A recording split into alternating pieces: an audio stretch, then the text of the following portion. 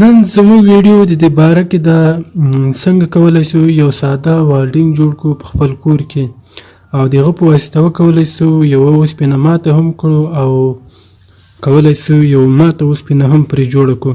دا ډېر اسانه او ساده طریقه ده چې ستاسو هیڅ مصرف نه ورباندې راځي.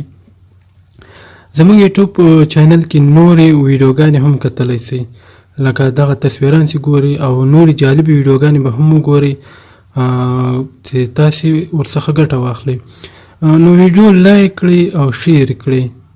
که زموږ پر فیسبوک پاڼه ویډیو ګورئ نو ویډیو حتما لایک کړئ او شیر کړئ او زموږ فیسبوک پاڼه لایک کړئ تر څو زموږ نوې ویډیوګانې تر تاسې پورې ورسیږي.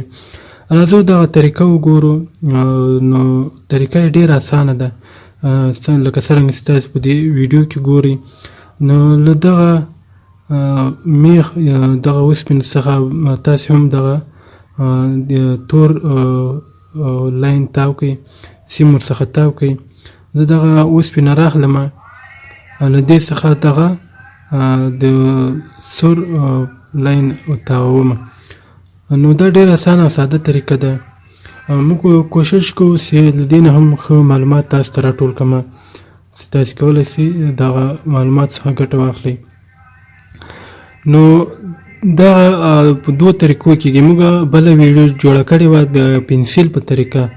د پنسل په واسطه تاسې کولی شئ والډینګ وکړئ. نو هغه هم یو څه ناڅه تاسې ګټه ورڅخه اخیستلی شئ، خو دغه بیا ښه طریقه ده د قلم په واسطه چې تاسې کولی شئ والډینګ جوړ کړئ.